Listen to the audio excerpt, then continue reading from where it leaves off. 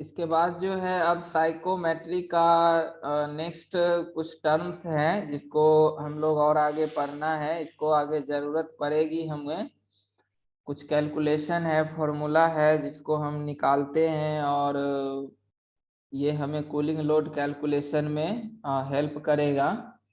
तो जैसे कि हम पढ़े थे साइकोमेट्री प्रोसेस फर्स्ट वाला, सेंसिबल हीटिंग और सेंसिबल कूलिंग, है ना। तो यहाँ पर हम लोग पढ़ते हैं, टॉपिक है सेंसिबल हीटिंग और कूलिंग लोड। ठीक है, sensible heating and cooling load होता है जैसे कि जब हम एयर कंडीशनिंग एप्लीकेशंस के लिए जाते हैं और जनरली हम एयर कंडीशन का यूज हम किसी एक रूम में होता है तो हम रूम में अपना एसी लगाते हैं, या कोई गाड़ी है, व्हीकल्स है, कार बस है ना, तो उसमें हम एयर कंडीशनिंग का यूज करते हैं। जो कि एक, जब भी हम लोग एसी चलाते हैं, एयर कंडीशनिंग चलती है, तो हम पूरी तरह से रूम हो या अपना गाड़ी हो, उसको पूरी तरह से हम क्लोज कर देते हैं, चारों तरफ से हम उसको बंद कर देते हैं, है ना। ताकि जो हम जिस स्पेस में बैठे हुए हैं या जिस स्पेस को हम कंडीशन कर रहे हैं, वो स्पेस सराउंडिंग से क्या हो, वो कनेक्टेड ना हो, है ना, वो सेपरेट हो जाए। तो एक, जैसे कि हम लोग यहाँ पर अगर मान लीजिए कि रूम है, ये एक तरह का, ये क्या है, रूम है, और रूम में हम लोग एक जगह पर एसी लगा रहे हैं। ये एसी अपना जिस जिस मोड पे हम लोग एसी को फिक्स कर देते हैं, इसमें जो भी ह्यूमिडिटी और टेम्परेचर की वैल्यू हम बाय रिमोट कंट्रोल से इसको हम कंट्रोल कर देते हैं, और ये अपना सप्लाई देते रहता है रूम में एयर को, है ना।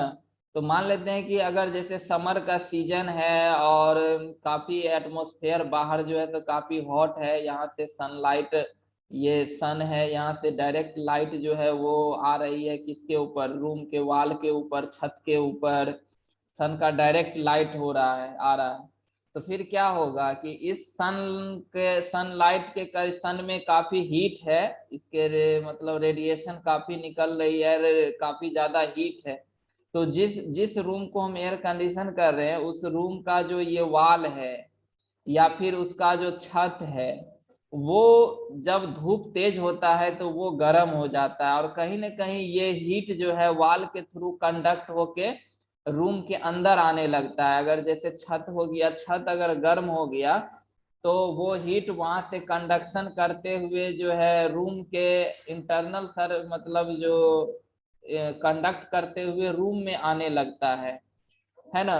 तो यहाँ पर अगर वॉल गर्म हो गया या छत गर्म हो गया, तो फिर जो अंदर का रूम का जो एयर है उसको भी वो हीट करना क्या कर देगा, शुरू कर देगा, है ना। क्योंकि वो हीट जो वॉल के आउटसाइड सरफेस पे आ रहा है वो कंडक्ट होके इनसाइड सरफेस पे आ रहा है, और इनसाइड सरफेस मतलब इस सरफेस पर अगर हीट आ रहा है तो यहाँ से डायरेक्ट जो एयर है रूम का, वो इस हीट, इस वॉल से डायरेक्ट वो हीट को क्या कर रहा है, यहाँ पर गेन कर रहा है ना।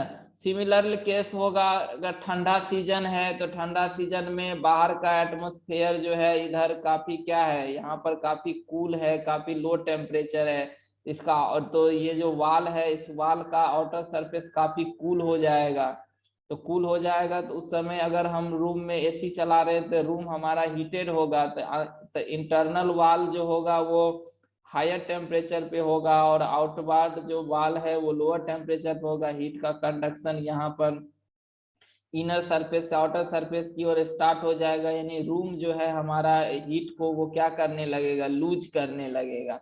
और वही गर्मी सीजन में यहाँ पर हीट को क्या करने लगेगा, गेन करने लगेगा। तो इस प्रकार का रूम के एयर के द्वारा जो हीट का गेन करना या फिर हीट का लूज करना, ये क्या लाता है, सेंसिबल हीटिंग। इसमें न तो मॉइस्चर आ रहा है न जा रहा है, बस उसका सन के रेडिएशन के कारण, हीट के कारण रूम का एयर भी हीट हो रहा है। सिमिलरली ठंडा सीजन में जो बाहर का सराउंडिंग काफी ठंडा है, लोअर टेम्परेचर है, तो उस वक्त रूम का हीट जो है वो लूज करता है, वो वॉल के थ्रू कंडक्ट करके आउटर सरफेस पे चला जाता है। तो इस प्रकार से सेंसिबल हीटिंग और मतलब लोड जो है एसी के ऊपर बढ़ जाती है। जैसे समर सीजन में अगर ये रूम हमारा हीट को अगर गेन कर रहा है किसी भी प्रकार से, चाहे कंडक्शन, कन्वेक्शन या रेडिएशन, हीट ट्रांसफर का 3 मोड होता है, कंडक्शन, कन्वेक्शन एंड रेडिएशन। कोई भी मोड से अगर रूम कहीं ना कहीं हीट को गेन कर रहा है तो अंदर की टेम्परेचर बढ़ेगी। अगर अंदर का टेम्परेचर बढ़ती है तो एसी के ऊपर क्या होगा, लोड बढ़ेगा, है ना। तो उसी को हम सेंसिबल हीट लोड कहते हैं। और यही मतलब गर्मी के ठंडा का सीजन है तो सेंसिबल कूलिंग लोड जो है उस पर बढ़ेगा, है ना। तो अब है कि इसकी वैल्यू हम लोग यहाँ पर एक फॉर्मूला के थ्रू फाइंड करना चाहते हैं। चाहे सेंसिबल हीटिंग हो या सेंसिबल कूलिंग हो, दोनों दोनों रिवर्स है, एक का निकाल लेते हैं, दूसरा अपना उसी का उल्टा हो जाएगा। तो जैसे साइकोमेट्री चार्ट के ऊपर ओमेगा ये ऑर्डिनेट पे है, ड्राइबल टेम्परेचर शीशा पे है। तो सेंसिबल हीटिंग हो या कूलिंग, यहाँ पर जो लाइन होता है वो सीधा हॉरिजेंटल लाइन हम लोग ड्रॉ करते हैं। तो अगर हम लोग जैसे एज्यूम कर ले, पहले हीटिंग का ले लेते हैं, इसी का रिवर्स हो जाएगा कूलिंग। तो यहाँ पर 1 से 2 क्या हो रहा है, सेंसिबल हीटिंग का प्रोसेस है। तो यहाँ से अगर हम इसकी इंथैल्पी वैल्यू को निकालें तो यहाँ से इंथैल्पी लाइन को हम लोग डायरेक्ट सीधे बैक साइड में इधर सैचुरेशन कर्व के ऊपर ले जाएंगे। यहाँ पर इंथैल्पी स्केल है तो यहाँ पर H1 होगा और यहाँ पर क्या होगा, H2 होगा। तो इसमें जो हीट का सप्लाई है, सेंसिबल हीटिंग का केस है, तो सेंसिबल हीट यहाँ पर क्या हो जाएगा, सेंसिबल हीट QS का जो मान होगा वो हो जाएगा कि जितना यहाँ पर ड्राई एयर का mass into H1 - H2 - H1 enthalpy change. ठीक है, तो इंथैल्पी चेंज हो गया, यही हमारा क्या हो दे देगा, सेंसिबल हीट का मान दे देगा। तो जैसे कि इंथैल्पी का वैल्यू हम साइकोमेट्री में पढ़े हैं कि उसको एज ए हम 0 डिग्री सेल्सियस का रेफरेंस लेकर के तब इंथैल्पी की वैल्यू निकालते हैं। तो यहाँ से अगर हम इसको सिंप्लीफाई करें तो Ma हो गया, तो H2 इंथैल्पी जो है ये मतलब ये क्या हो जाएगा,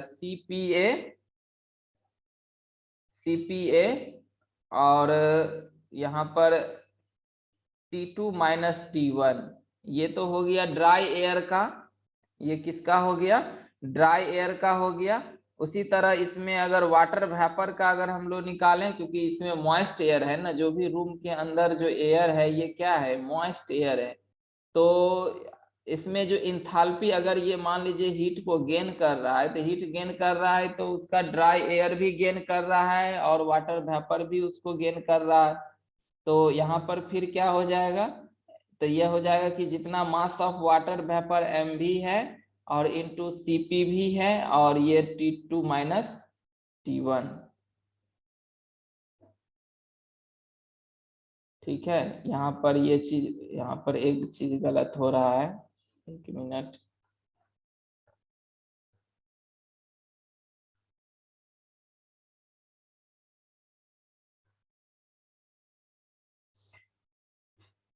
यहाँ पर जैसे H2 - H1 है तो जो Ma है यहाँ पर Ma हो गया, यानी कि हम मॉइस्ट एयर का हम सेंसिबल हीट निकाल रहे हैं। तो मॉइस्ट एयर में जो है dry air plus water vapour दोनों मौजूद है। ठीक है, तो यहाँ पर ड्राई एयर का अलग हो जाएगा MaCPA T2 - T1, ये हो गया ड्राई एयर का। और वाटर वेपर का क्या है, क्योंकि सेंसिबल हीट गेन हो रहा है ना, यहाँ लेटेंट हीट तो है नहीं, यहाँ सेंसिबल हीट गेनिंग हो रहा है। तो जो मास ऑफ वाटर वेपर है और उसकी जो स्पेसिफिक इंथैल्पी है और यहाँ इसका जो चेंज इन टेम्परेचर हो जाएगा वो हो गया। तो इसी को और हम सिंप्लीफाई करेंगे तो MaCPA T2 - T1 और mv बराबर को जैसे ओमेगा बराबर होता है specific humidity mv/ma, mass of water vapour पर kg of mass of dry air. तो यहाँ से mv का मान निकालेंगे तो ये ओमेगा टाइम्स ma हो जाएगा। ठीक है, तो यहाँ पर प्लस देंगे, प्लस हो गया ओमेगा Ma Cp भी T2 माइनस T1 ये हो गया। यानी कि यहाँ से अगर हम लोग कॉमन लें तो Ma कॉमन आ जाएगा, ठीक है। इसके बाद ये Cpa प्लस ओमेगा Cp भी और इंटू T2 माइनस T1 ये आएगा। इसमें जो Cpa प्लस ओमेगा Cp भी है इसको ओवरऑल हम कहते हैं Cpm, यानी इसको कहा जाता है कि humid specific heat, humid specific heat capacity. यानी कि Cpa प्लस ओमेगा Cp जो है भी ये पूरे मॉइस्ट एयर का स्पेसिफिक हीट कैपेसिटी हुआ, तो इसको हम लोग Cpm से रिप्रेजेंट करते हैं और Cpa प्लस ओमेगा Cp भी को, तो ये कहा जाता है ह्यूमिड स्पेसिफिक हीट कैपेसिटी कहा जाता है, ठीक है। इसको अब और आगे हम लोग यहाँ से सिंप्लीफाई करते हैं। अगर यहाँ पर एज्यूम कर लेते हैं कि स्मॉल भी हम लोग लेते हैं, स्मॉल भी यहाँ पर क्या है, volume flow rate of air है, volume flow rate of air. Air का यहाँ पर क्या है, वॉल्यूम फ्लो रेट है। तो जनरली जो वॉल्यूम फ्लो रेट को जो क्वांटिटी में मापा जाता है, ये क्वांटिटी मापा जाता है cubic metre per minute, per minute, ठीक है। वॉल्यूम फ्लो रेट मतलब क्या हो गया, डिस्चार्ज हो गया। वॉल्यूम फ्लो रेट को ही हम लोग क्या कहते हैं, डिस्चार्ज कहते हैं। तो एक तरह का ये डिस्चार्ज हो गया। डिस्चार्ज का यूनिट यहाँ पर क्या हो जाएगा, cubic metre per minute. Generally इस टर्म में हम लोग यानी कि इसका यानी मीटर क्यूब पर मिनट ये इस मतलब यूनिट में रहता है। तो इसको सिंपली जो है शॉर्ट में इसको कहा जाता है CMM। CMM मतलब क्या हो गया, क्यूबिक मीटर पर मिनट, या फिर इसको हम इस सिंबल में लिखे मीटर क्यूब पर मिनट, तो सब एक ही चीज है, cubic metre per minute CMM। तो जो मास होता है, मास बराबर होता है डेंसिटी इंटू वॉल्यूम होता है। तो यहाँ पर अगर हम लोग मास फ्लो रेट अगर हम लोग एयर का निकालना चाहेंगे तो ये क्या हो जाएगा, डेंसिटी जो ड्राई एयर का होगा वो है ना, और इनटू जो इसकी फ्लो रेट, फ्लो रेट मतलब हो गया कि जो इसका भी है, m बराबर होता है ना रो इंटू क्यू। रो हो गया यहाँ पर क्या kg पर मीटर क्यूब, और यहाँ पर क्यू हो गया कि मीटर क्यूब पर सेकेंड या पर मिनट। तो यहाँ पर मीटर क्यू कट गया, केजी पर मिनट यानी मास फ्लो रेट हो गया। तो m बराबर क्या, m हो जाएगा रो इंटू भी मतलब यहाँ पर वॉल्यूम फ्लो रेट है, डिस्चार्ज है ना। तो यहाँ से अगर हम लोग ma का मान निकालने जाएं तो ये हमारा हो जाएगा जो डेंसिटी होता है एयर का वो होता है 1.2, ठीक है। डेंसिटी जो एयर का होता है वो होता है 1.2 इंटू ये वॉल्यूम फ्लो रेट को simply CMM cubic metre per minute हम लोग इससे भी रिप्रेजेंट कर देते हैं। तो 1.2 इंटू CMM, अब बाई यहाँ पर क्या है, ये पर मिनट में है, अगर इसको हम सेकेंड में करना चाहेंगे तो 60 से डिवाइड करना पड़ेगा, तब इस ma का यूनिट जो है वो kg पर सेकेंड में आ जाएगा, है ना। तो ऐसे तो ये डेंसिटी है, डेंसिटी चेंज होता है ना। ऐसे तो ये डेंसिटी जो है चेंज होता है, लेकिन मतलब अगर ये 1.2 जो वैल्यू होता है डेंसिटी का वो बेसिकली हम लोग लेते हैं 20 डिग्री सेल्सियस ड्राइबल टेम्परेचर और 50% रिलेटिव ह्यूमिडिटी। तो इस मोस्टली एयर का जो सप्लाई होता है वो एयर कंडीशनिंग में इसी रेंज के आसपास होता है। तो इसीलिए हम जनरली मॉइस्ट एयर की डेंसिटी जो है हम 1.2 कंसीडर करते हैं, ठीक है। तो अब इसको अगर हम लोग सॉल्व करेंगे तो जैसे हम लोग इंथैल्पी का वैल्यू क्या निकाले हैं, ma CPA plus omega CPV into T2 minus T1, यही निकाले हैं पीछे यहाँ पर बैक में। MA plus CP into CPA plus omega CPV into T2 minus T1, ये स्पेसिफिक ह्यूमिड हीट कैपेसिटी हो गया।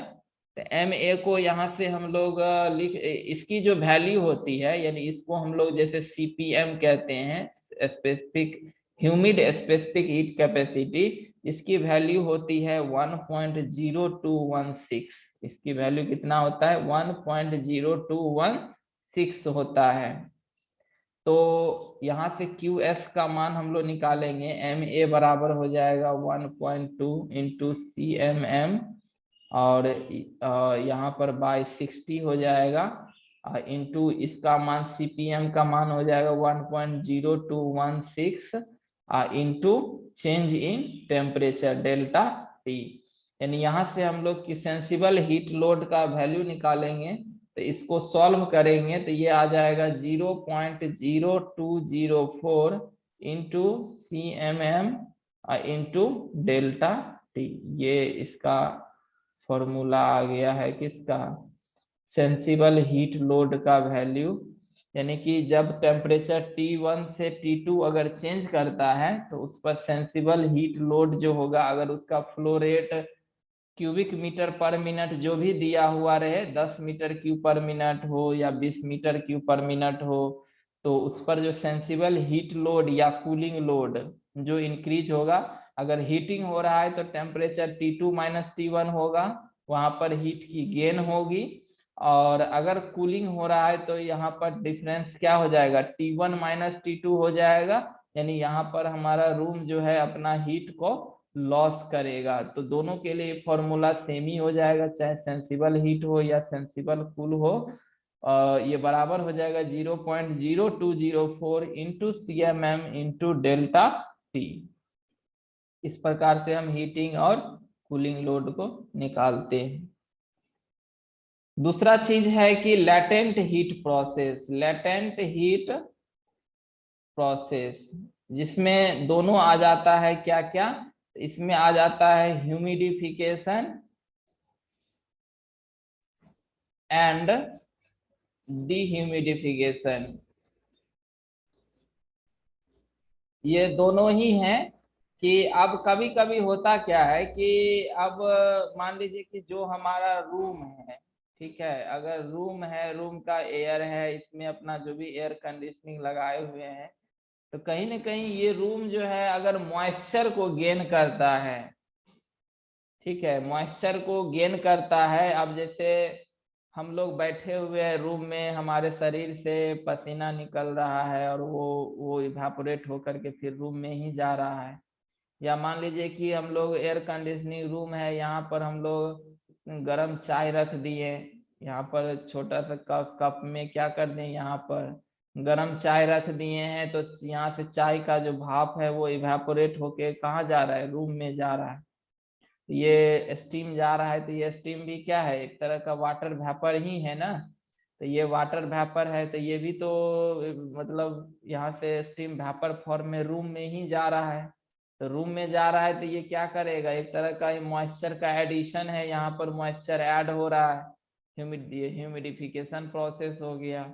उसी तरह अगर बहुत ज्यादा रूम कूल हो गया या कोई ऐसा केमिकल वगैरह हम रूम में रख दिए जो इसके मॉइस्चर को एब्जॉर्ब कर रहा है, तो डिह्यूमिडिफिकेशन हो गया। तो ह्यूमिडिफिकेशन और डिह्यूमिडिफिकेशन जो है, ये दोनों ही प्रोसेस एक लैटेंट हीट प्रोसेस होता है। इसमें भी उसकी फेज चेंज होती है, टेम्परेचर कांस्टेंट होता है लेकिन उसका फेज चेंज होता है। तो ये लैटेंट हीट प्रोसेस है। इसको अगर हम लोग यहाँ पर साइकोमेट्री चार्ट के ऊपर अगर हम लोग इसको दिखाते हैं तो ये वर्टिकल लाइन आता है। अगर ह्यूमिडिफिकेशन की बात करें तो यहाँ पर 1 से 2 इस तरह से ह्यूमिडिफाई होगा, ओमेगा 1 से ओमेगा 2 यहाँ इंक्रीज करेगा। और अगर डिह्यूमिडिफिकेशन की बात करें तो फिर ये घट जाएगा, मतलब रिवर्स हो जाएगा, इसका डायरेक्शन रिवर्स हो जाएगा। तो इसमें इंथैल्पी का चेंज कितना होगा? तो जैसे कि यहाँ पर हम लोग एक इंथैल्पी लाइन 1 से पॉइंट से ड्रॉ करते हैं साइकोमेट्रिक चार्ट पर, और 2 से अलग लाइन को ड्रॉ करते हैं, तो यहाँ जहाँ इंथैल्पी स्केल पे मीट करता है ये H1 हो गया, और जहाँ पर ये इंथैल्पी को मीट करता है तो ये H2 हो गया। तो ये जो इंथैल्पी चेंज है 1 से लेके 2 तक का, जो ये इंथैल्पी चेंज हुआ है, टेम्परेचर जबकि कांस्टेंट है, इंथैल्पी का चेंज हुआ है, तो इसका मतलब क्या हो गया कि ये इंथैल्पी चेंज जो है वो लेटेंट हीट के कारण हुआ है। तो यहाँ पर QL का वैल्यू हो जाएगा जो MA into H2 minus H1। ये जो इंथैल्पी चेंज है वो किसके कारण, यहाँ पर लेटेंट हीट ट्रांसफर के कारण हुआ है। तो अब इसमें तो जो रूम है, रूम में पहले से जो मौजूद एयर है, इसमें ये भी तो एक मॉइस्ट एयर ही है ना। तो मॉइस्ट एयर का जो यहाँ पर इंथैल्पी चेंज H2 होगा, यहाँ पर MA तो ऐसे ही रह जाएगा। यहाँ पर H2 जो इंथैल्पी चेंज है वो यहाँ पर ड्राई एयर और वाटर वेपर दोनों का होगा, यानी कि यहाँ पर क्या हो जाएगा, यहाँ पर जैसे ये हो जाएगा CPA इंटू T2, ये हो गया क्या चीज, सेंसिबल। अब प्लस जो यहाँ पर उसकी लेटेंट हीट है HFG 0 डिग्री सेल्सियस पे, और जो ओमेगा यहाँ इसका स्पेसिफिक इंथैल्पी है ओमेगा 2, ठीक है। ये हो गया H2 का मान, अब माइनस हो जाएगा CPA T1 सेंसिबल, अब प्लस HFG, इसका भी सेम 0 टेम्परेचर सेम है, तो 0 डिग्री सेल्सियस पर HFG और इंटू ओमेगा 1, ये हो गया H1 का वैल्यू। तो यहाँ से MA हो जाएगा, और यहाँ पर HFG है और HFG दोनों में है, तो यहाँ पर HFG कॉमन ले लेंगे, ये 0 डिग्री सेल्सियस पर, और इंटू हो जाएगा यहाँ पर क्या, इंटू हो जाएगा यहाँ पर, देखिए यहाँ पर T2 और T1 क्या है, सेम ही है, इसमें टेम्परेचर चेंज नहीं हो रहा है। तो T1 T2 सेम है, तो ये दोनों ही क्या हो जाएगा, घट के कैंसिल हो जाएगा, ये यहाँ पर आ जाएगा ओमेगा 2 माइनस ओमेगा 1, ठीक है। तो Q लेटेंट हीट जो है MA जैसे अभी हम बताएं कि मास बराबर होता है डेंसिटी इंटू डिस्चार्ज, तो रो इंटू, अगर डिस्चार्ज को हम लोग एज ए CMM लेते हैं, क्यूबिक मीटर पर मिनट लेते हैं, और इसको हम लोग पर मिनट में है तो 60 से भागा दे देंगे, तो यहाँ पर kg पर सेकेंड में आ जाएगा MA, ठीक है। और HFG जो होता है 0 डिग्री सेल्सियस पर वो होता है 2500, है ना, इंटू चेंज इन ओमेगा, यानी QL बराबर हो जाएगा, रो का मान कितना है 1.2 लेते हैं एयर का density, into CMM into 2500 by 60 into change in omega.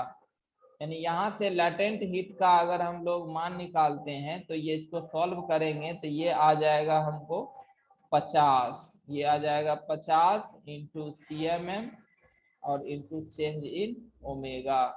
यही हमारा क्या आ गया, यहाँ पर लेटेंट हीट लोड का वैल्यू आ गया। अगर स्पेसिफिक ह्यूमिडिटी ओमेगा 1 से ओमेगा 2 अगर चेंज कर रहा है, और वॉल्यूम फ्लो रेट उसका जो भी क्यूबिक मीटर पर मिनट जो भी है वो है, तो वो QL लेटेंट हीट लोड जो हो जाएगा वो हो जाएगा 50 into CMM into change in omega, यानी चेंज इन स्पेसिफिक ह्यूमिडिटी।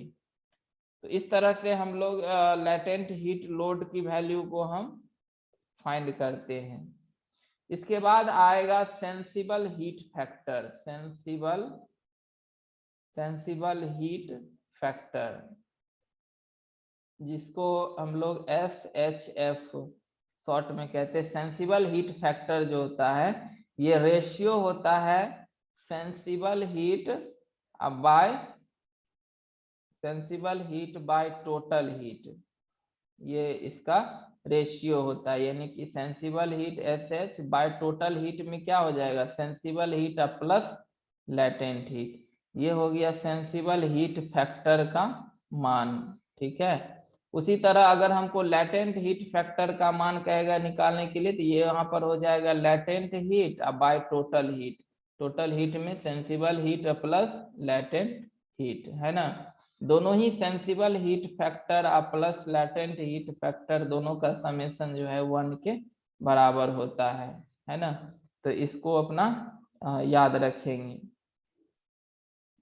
इसके बाद जो है यहाँ पर कूलिंग लोड, तो कूलिंग लोड का क्या डिफिनीशन होगा, कूलिंग लोड क्या है।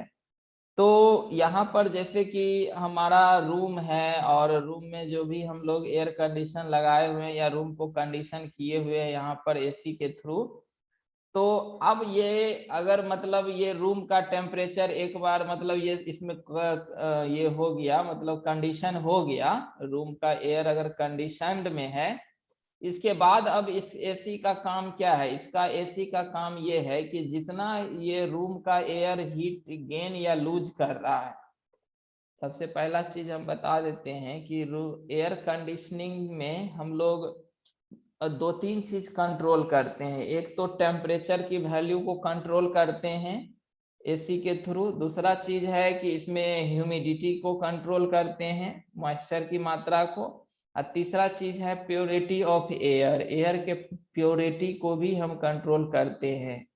जिस तरह से रूम हमारा बंद हो जाता है, पूरी तरह से पैक हो जाती है, हम बाहरी एटमॉस्फेयर से हम बिल्कुल अपना रूम को अलग कर देते हैं, तो अब रूम में सीमित मात्रा में ऑक्सीजन है, ठीक है। तो अब सीमित मात्रा में ऑक्सीजन है, तो अगर 10 आदमी उसमें बैठ गया है तो वो उस ऑक्सीजन को खत्म होते हुए बहुत ज्यादा समय नहीं लगेगा, रूम के अंदर का ऑक्सीजन तुरंत खत्म हो सकता है और हम लोग जो सांस छोड़ते हैं वो पूरा रूम जो है कार्बन डाइऑक्साइड से भर जाएगा। और रूम को हम चारों तरफ से हम पैक किए हुए हैं, कहीं से हमको ऑक्सीजन लीक होके बाहर से आ भी नहीं सकता है। तो इस तरह के केस में अब एसी का ही काम होता है कि वो हमें एयर को प्यूरिफाई करके दे या फिर हमको आउटसाइड एयर को लेकर के सप्लाई दे, क्योंकि ऑक्सीजन का लेवल भी बना होना चाहिए, नहीं तो फिर वो हमको तबीयत खराब हो जाएगा, ठीक है। तो उस वक्त एसी क्या करता है कि बाहर के एटमॉस्फेरिक एयर को भी लेता है और रूम के एयर को भी लेता है और यहाँ से मिक्स करके फिर एयर की यहाँ से सप्लाई करती है, ठीक है। तो दोनों को मिक्स करके सप्लाई करता है। तो जो भी ये एसी बाहर से अगर एयर को लेता है ऑक्सीजन को फुलफिल करने के लिए, तो बाहर का एयर जो आएगा वो तो अपना कंडीशन में आएगा। अगर बाहर का टेम्परेचर काफी बाहर गर्मी है तो बाहर का एयर जो भी आएगा वो बाहर के कंडीशन के जैसा ही वो आएगा। जो रूम का एयर है वो रूम का एयर का कंडीशन अलग है, दोनों का अलग अलग कंडीशन पे आ रहा है, तो फिर यहाँ पर वो भी एक तरह का लोड इसके ऊपर क्या होगा, बढ़ेगा। तो यहाँ पर एसी का काम सिर्फ क्या रहता है कि जितना हमको इस स्पेस से हीट को रिमूव करना पड़े, अगर हम लोग कूलिंग लोड की बात कर रहे हैं, तो इस रूम के एयर को कंडीशन करने के लिए इसके जितना हीट को इसको रूम रिमूव करना पड़ता है वही उस एसी के ऊपर कूलिंग लोड कहलाता है, ठीक है। फिर से बोल देते हैं कि रूम का कंडीशन हमारा फिक्स है कि रूम हमको इतना ही ड्राइबल टेम्परेचर, इतना ही मतलब ह्यूमिडिटी का चाहिए एयर। तो इस कंडीशन को फुलफिल करने के लिए अब एसी को जितना यहाँ से रूम से हीट को रिमूव करना पड़ रहा है या इस एयर में से जितना हीट को रिमूव करना पड़ रहा है वही उसका कूलिंग लोड कहलाता है। तो अगर रूम मेरा सेंसिबल हीट को गेन कर रहा है तो उसको हम लोग कहते हैं, तो उसको हम रूम सेंसिबल हीट फैक्टर से डिनोट करेंगे। तो रूम सेंसिबल हीट फैक्टर, इसको शॉर्ट में हम लोग कहते हैं RSHF, room sensible heat factor. तो रूम सेंसिबल हीट फैक्टर जो होता है ये रेशियो होता है room sensible heat bye room total heat. तो रूम टोटल हीट में जो है room sensible heat plus room latent heat, ये दोनों आ जाता है। सिंपल सा सेंसिबल हीट फैक्टर निकाले तो ये sensible heat bye sensible heat plus latent heat है। अगर यही सेंसिबल हीट हम लोग एक रूम के एयर का निकालने जाते हैं तो यही कहला जाता है room sensible heat factor, RSHF। तो ये बराबर होता है room sensible heat bye room total heat, यानी कि room sensible heat bye room sensible heat plus room latent heat. ठीक है, तो अब यहाँ पर है कि हमारा एयर कंडीशनिंग में टेम्परेचर और मॉइस्चर दोनों की कंट्रोल होती है। तो यहाँ पर जो भी सप्लाई एयर है जो स्पेस को कंडीशन कर रहा है, तो उसको एक ही साथ में रूम सेंसिबल हीट और रूम लेटेंट हीट दोनों को कंट्रोल करना होगा। अब जैसे एग्जांपल दिए कि कोई व्यक्ति अगर बैठ गया है एसी रूम में, तो पहला चीज है कि वो व्यक्ति सांस छोड़ रहा है ना। उसके बाद जो है उसके शरीर से अगर स्वेट निकला हुआ है या अभी अभी गर्मी से बाहर से आया है तो उसके शरीर से स्वेट निकलेगा। हम लोग बोलते हैं या सांस छोड़ते हैं तो हमारा जो एयर हम मतलब छोड़ते हैं उसमें कहीं ना कहीं मॉइस्चर का भी मात्रा रहती है। तो वो भी मॉइस्चर रूम में ही जा रहा है, कोई बोल रहा है तो वो भी रूम में ही जा रहा है। गरम गरम चाय ला के रख दिए तो और भी बहुत सारा कोई ऐसा हॉट खाने पीने वाला चीज हम उस रूम में रख दिए तो वो सब भाप कहीं ना कहीं रूम में ही जा रहा है। तो रूम के ऊपर लेटेंट हीट और सेंसिबल हीट दोनों का लोड जा रहा है। तो फिर जो भी सप्लाई एयर है उसको यहाँ पर दोनों चीज को कंट्रोल करना पड़ता है, उसके सेंसिबल हीट को भी और लेटेंट हीट को भी। तो अब ये है कि RSHF लाइन को हम साइकोमेट्री चार्ट के ऊपर कैसे रिप्रेजेंट करते हैं। जो तो यहाँ पर है RSHF लाइन को यहाँ पर साइकोमेट्री चार्ट के ऊपर अगर हम जो रिप्रेजेंट करने जाएंगे तो देखिए यहाँ पर अब जैसे हमारा डिजायरेबल है, जनरली लोग कंफर्टेबल महसूस करता है 22.22 डिग्री सी ड्राइवल टेम्परेचर पर। मोस्ट ऑफ द लोग जो है सर्वे में देखा गया कि इस टेम्परेचर को ज्यादा प्रीफर करता है। ऐसे अगर हम रेंज की बात करें तो मोस्ट ऑफ द लोग 20 से 25 डिग्री सेल्सियस ड्राइवल टेम्परेचर पर कंफर्टेबल महसूस करता है और 50 से 60% रिलेटिव ह्यूमिडिटी पर जो है ड्राइवल टेम्परेचर इतना हो और रिलेटिव ह्यूमिडिटी इतना हो, तो इस रेंज में जो है मोस्ट ऑफ द पीपल अपने आप को कंफर्टेबल महसूस करता है। ठीक है, तो अब यहाँ पर है कि रूम का कंडीशन हमको फिक्स है। अब रूम में मान लेते हैं कि अगर हमको चाहिए 25 डिग्री सेल्सियस ड्राइबल टेम्परेचर और 60% रिलेटिव ह्यूमिडिटी, तो हम लोग साइकोमेट्री चार्ट पर हम लोग इस पॉइंट को क्या करेंगे, ढूंढेंगे। तो जहां भी ये पॉइंट हमको मिलेगा, जैसे हमको यहाँ पर मिल गया तो इसको हम लोग R सिंबल देते हैं। ये हमारा क्या है, रूम डिजाइन कंडीशन है कि मतलब हमारे रूम में इतना का इस टाइप के एयर हमें चाहिए।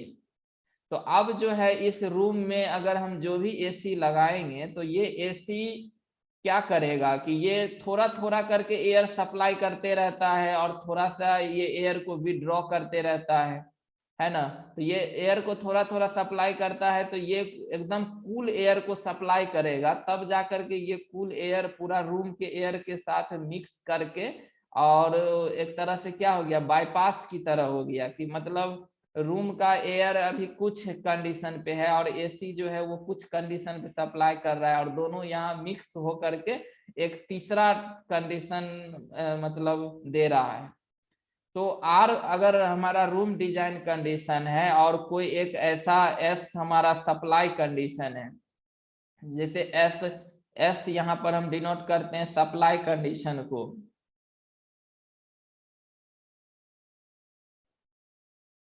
यहाँ पर हम एक पॉइंट लेते हैं, ये हो गया एस, ये हमारा सप्लाई कंडीशन हो गया। तो यही इस दोनों लाइन को हम लोग मीट कर देते हैं, तो यही हमारा जो लाइन ड्रॉ होता है इसी को हम RSHF लाइन कहते हैं। इसी को हम लोग आगे बढ़ा देंगे सेचुरेशन तक, तो जहां पर ये मीट करेगा ये उसका अपरेटस ड्यू पॉइंट हो गया और एस हमारा एसी जो सप्लाई कर रहा है एयर उसकी कंडीशन है, और आर जो है ये हमारा रूम का कंडीशन है, जिस कंडीशन में रूम चाहिए। तो इन दोनों ही लाइन को, इन दोनों ही पॉइंट को जो मिलाने वाली लाइन होती है, इसी को हम लोग room sensible heat factor line कहते हैं। अगर हमको मान लीजिए कि कहता है कि अगर सप्लाई एयर कंडीशन का मान नहीं दिया हुआ है, अगर हमको क्या नहीं दिया हुआ है, सप्लाई एसी का हमको पता नहीं है कि हमको एसी जो है जो एयर सप्लाई कर रहा है वो किस कंडीशन पे सप्लाई कर रहा है, अगर ये चीज पता नहीं हो तब फिर हम लोग आरएसएचएफ लाइन कैसे ड्रॉ करेंगे। तो आरएसएचएफ लाइन तब ड्रॉ करने के लिए यहाँ पर साइकोमेट्री चार्ट है। साइकोमेट्री चार्ट के यहाँ पर बगल में देखिएगा तो यहाँ पर एक सेंसिबल हीट फैक्टर लाइन जो है यहाँ पर दिया हुआ है। एक हीट मतलब हीट फैक्टर लाइन यहाँ पर ये लिखा होगा कैलकुलेटेड आरएसएचएफ। ठीक है, तो सबसे पहले इस मतलब क्या करना है कि इस सेंसिबल हीट फैक्टर स्केल के ऊपर पॉइंट ए को मार्क कर देना है। मतलब हो गया कि जो भी हमको इसमें फैक्टर का मान दिया हुआ रहेगा तो इस सेंसिबल हीट फैक्टर स्केल के ऊपर कोई पॉइंट यहाँ पर हम लोग क्या, जो भी फैक्टर दिया रहेगा ये पॉइंट को ए मार्क दे देंगे, और यहाँ पर फिर एक कंडीशन लेंगे 26 डिग्री सी ड्राइबल टेम्परेचर और 50% रिलेटिव ह्यूमिडिटी। ठीक है, ये लेंगे। तो इस पॉइंट को हम लोग ढूंढेंगे कहाँ पर, यहाँ साइकोमेट्री चार्ट के ऊपर। जहां भी ये पॉइंट हमको मिल गया, इस पॉइंट से हम लोग इस ए लाइन को हम लोग क्या कर देंगे, मिला देंगे। ठीक है, ये पॉइंट को हम लोग बी से रिप्रेजेंट कर देंगे, ए बी एक लाइन हो गया। इसके बाद जो है इस लाइन को हम लोग कहते हैं बेस लाइन। ये क्या कहलाएगा, बेस लाइन हम लोग कहते हैं। इसके बाद जो है इसमें हम लोग आर पॉइंट को मार्क करेंगे। आर पॉइंट क्या है, हमारा रूम डिजाइन है। रूम डिजाइन मतलब रूम का एयर हमको कितना चाहिए, वो पॉइंट आर है। अब इस आर से को हम लोग क्या करेंगे कि इस ए बी लाइन के पैरेलल लाइन हम लोग यहाँ से ड्रॉ करेंगे। ठीक है, ये ए बी लाइन हम पैरेलल लाइन इसमें हम क्या करेंगे, ड्रॉ करेंगे। तो यहाँ पर मान लीजिए कोई आर आर डैश है, तो यहाँ पर आर आर डैश जो है ये पैरेलल है ए बी लाइन के। तो तब जो हमको ये एक न्यू लाइन जो मिलेगा, यही लाइन हमको R S H F line को रिप्रेजेंट करेगा। तो आरएसएचएफ लाइन खींचने का दो तरीका है कि अगर हमको रूम का डिजाइन कंडीशन और सप्लाई कंडीशन पता है तो दोनों लाइन को डायरेक्ट, दोनों पॉइंट को एक लाइन से मिला देंगे, वही लाइन हमको आरएसएचएफ लाइन देगा, वही बताएगा।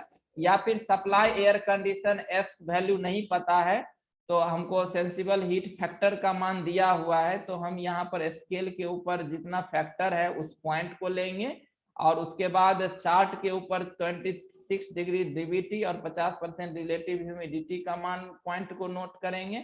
इस दोनों को एक लाइन से मिला देंगे, ये बेस लाइन कहलाता है। इसके बाद आर पॉइंट को ढूंढेंगे जो रूम डिजाइन है, ए बी के पैरेलल हम लोग आर से एक लाइन ड्रॉ कर देंगे, जो आर आर डैश यहाँ पर ए बी के पैरेलल है, यही लाइन हमको R S H F line represent करेगा। इस तरह से हम R S H F line को और साइकोमेट्रिक चार्ट के ऊपर फाइंड करते हैं।